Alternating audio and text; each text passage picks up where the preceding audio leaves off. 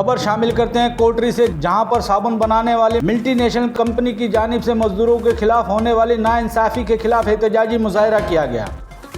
एहतजाज के शुरा नज़ाकत दल जलवानी, निसार शोरो और रहनुमाओं की सरबराही में सैकड़ों मजदूरों ने हड़ताल की और कंपनी के मेन गेट के सामने धरना दिया।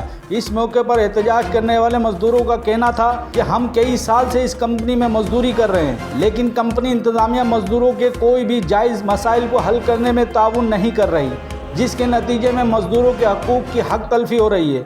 इन्होंने मजीद कहा कि मज़कूरा फैक्ट्री के सालाना प्रॉफिट में मजदूरी का 5% हक भी हमें नहीं दिया जा रहा है, जो कि हमारे साथ नाइंसाफ़ी है। मुजाहिरीन ने कहा कि जब तक हमारे मसाइल हल नहीं होते एहतजाज जारी रखेंगे।